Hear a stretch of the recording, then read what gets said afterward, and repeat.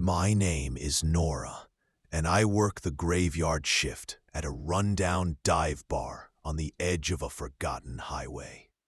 It's a grimy hole in the wall, its neon sign buzzing like a dying insect, the air thick with cigarette smoke and despair. The bar's got two doors, one facing the highway for truckers and wanderers, another out back for locals who slink in like ghosts. Most nights, it's just me, the jukebox croaking the same old rock tunes, and a crowd of regulars, drunks, loners, and the occasional tourist too lost to know better. I'm used to the chaos, the loud talkers, the creepy flirts, the ones who stare into their glasses like they see something staring back.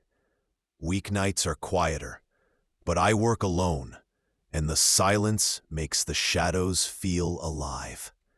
Last month, something walked into my bar that wasn't human, something that's still watching me. Let me tell you about the night the darkness came for me. It was a Wednesday, past 1 a.m., the bar dead except for the jukebox's faint hum. The front door groaned open, and a man stepped in.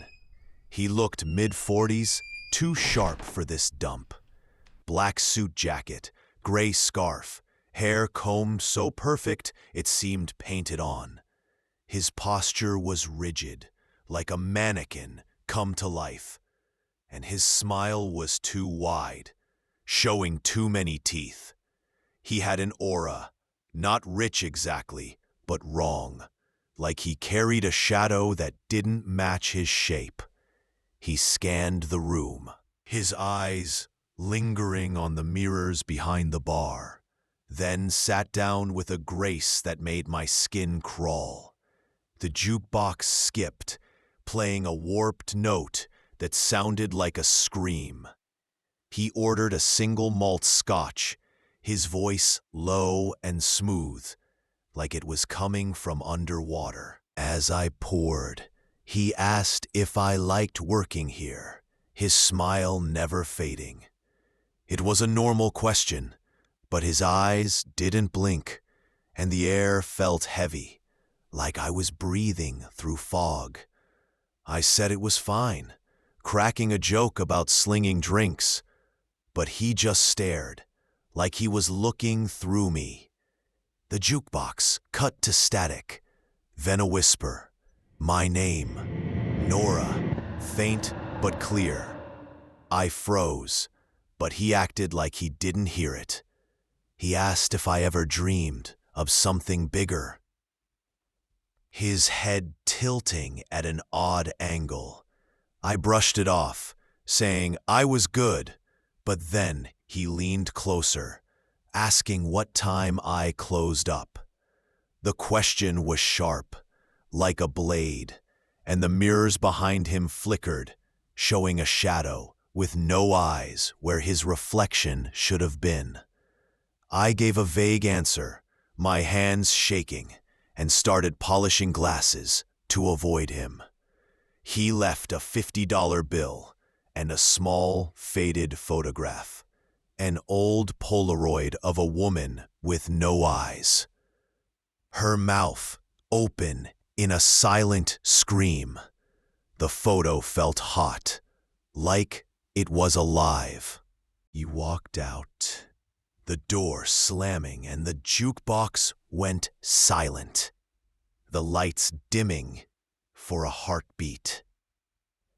I threw the photo in the trash, but the next morning, it was in my apron pocket. The woman's face smudged with what looked like blood.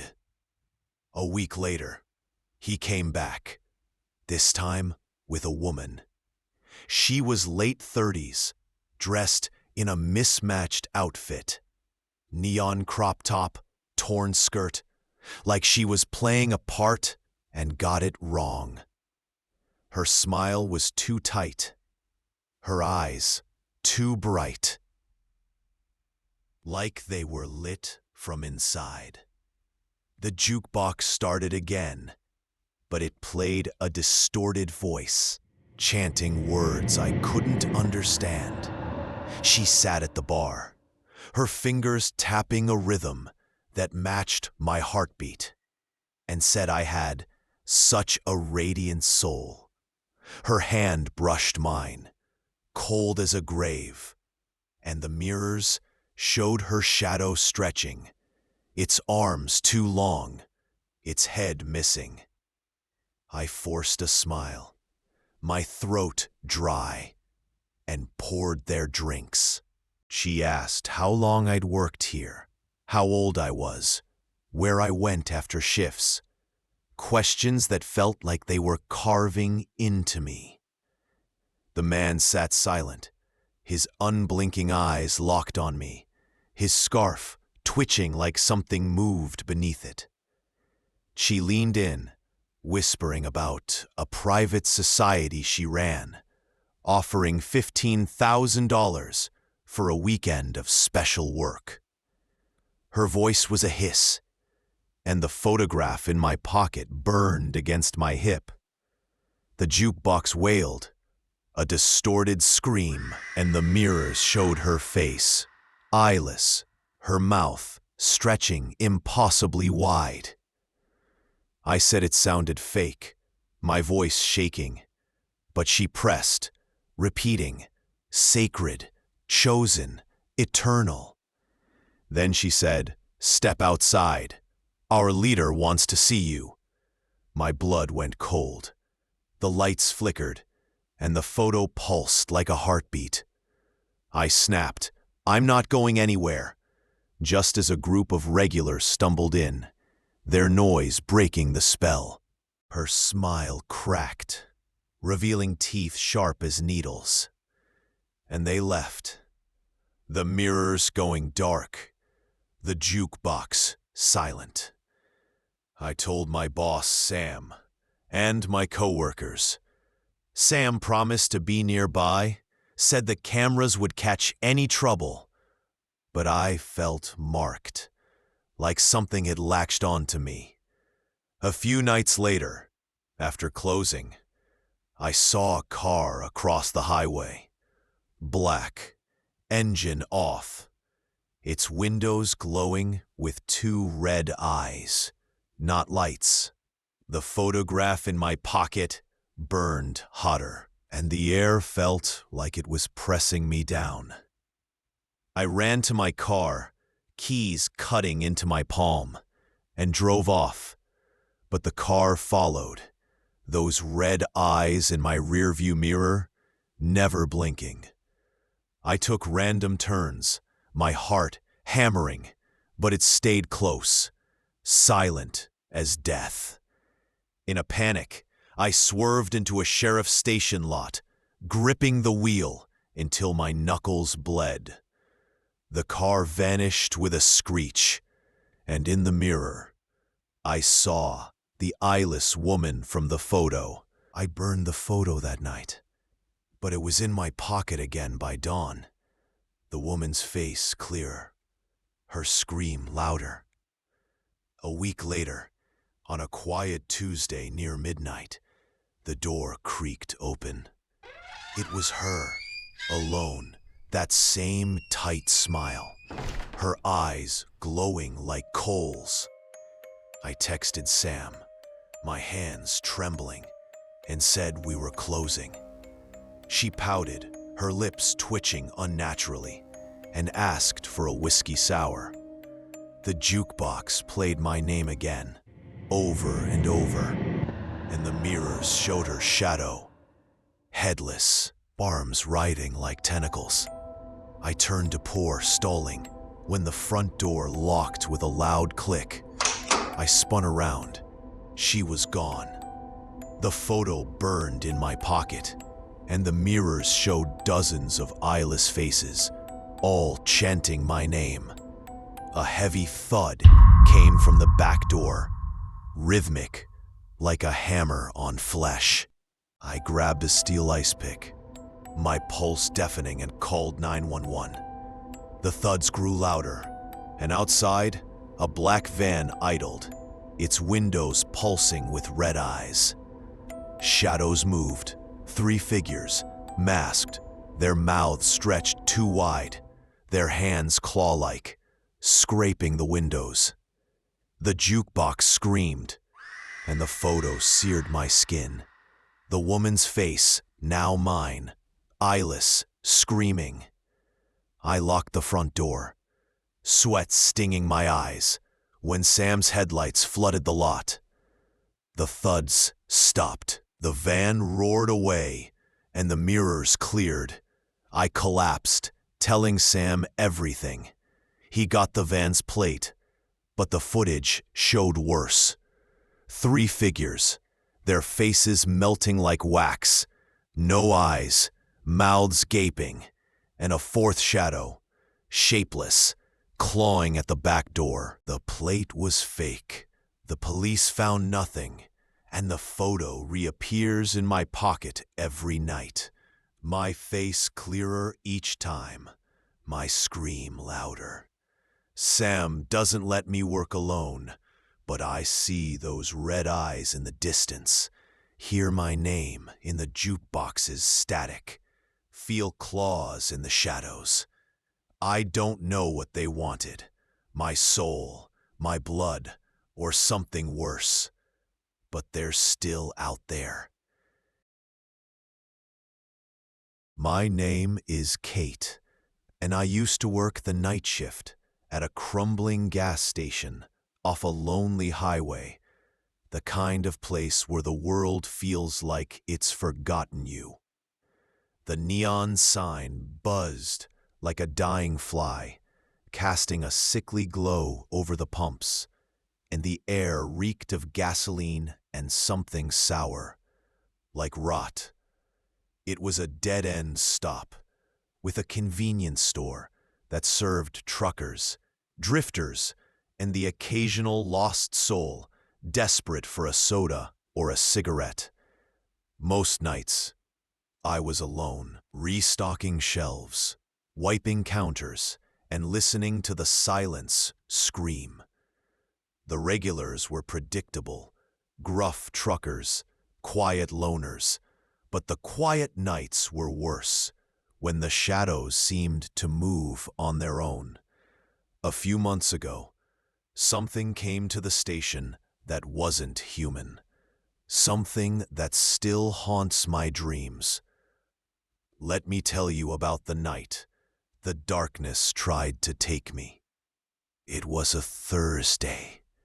Past 2:30 a.m., the station dead, except for the neon's hum. I'd been scrolling on my phone, trying to stay awake, when the air turned cold, like a freezer door swinging open. I stepped outside for a breather, my breath fogging in the hazy night, the highway stretching into a black void. Beyond the pumps, the trees loomed like silent watchers, and the neon flickered, casting jagged shadows as I rubbed my hands against the chill.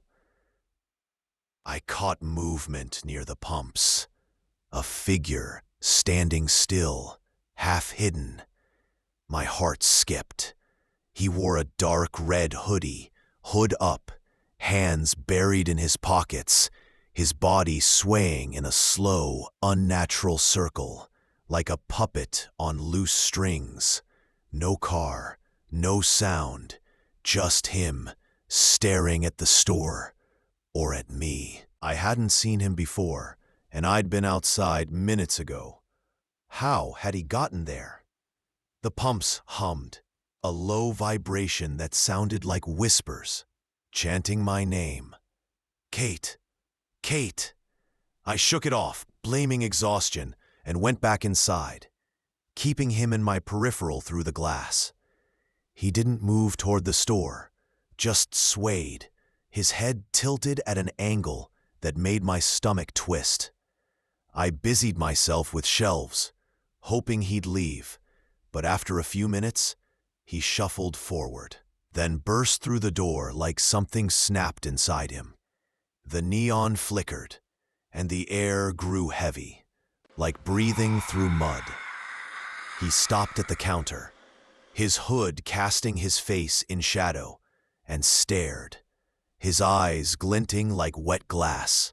Unblinking, he mumbled something about his car breaking down just past the pumps, saying he needed a jump or some gas to reach the next town. His voice was rushed, like a bad actor reading lines, and the pumps outside hummed louder, the whispers clearer. "Kate, come closer." I didn't buy his story. There was no car when I was outside.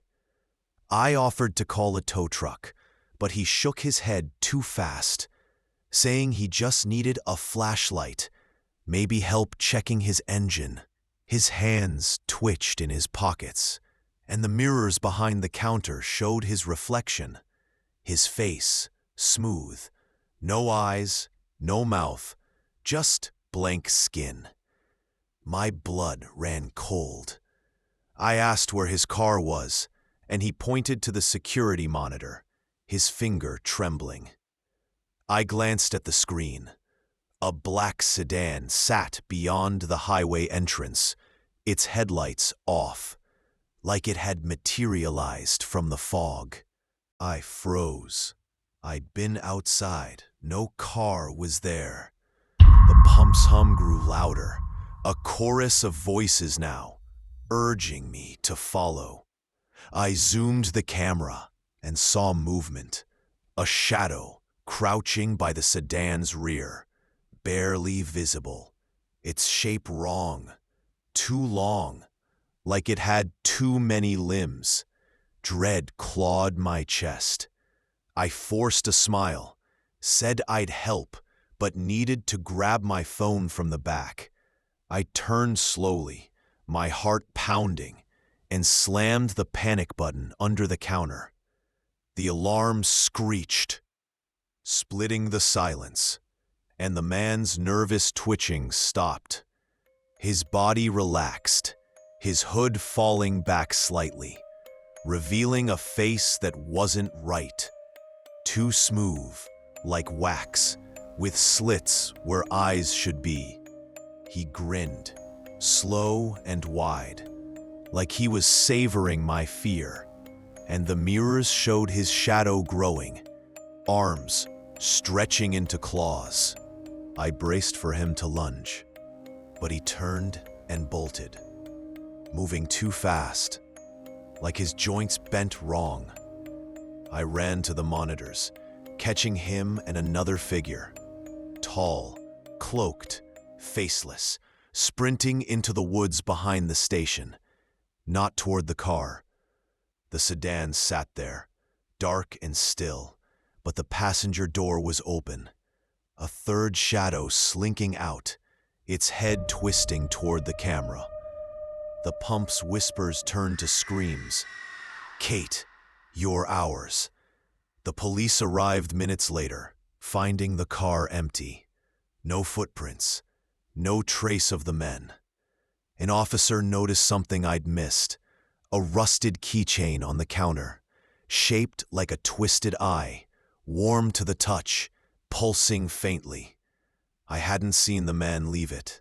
They towed the car, ran the plates, stolen, 100 miles away, reported a week earlier. No owners, no missing persons, just an abandoned shell in the middle of nowhere.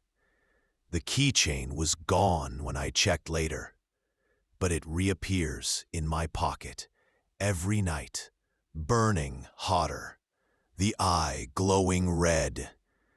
I quit the next day, but I still hear the pump's whispers in my sleep, see faceless shadows in mirrors, feel eyes in the dark.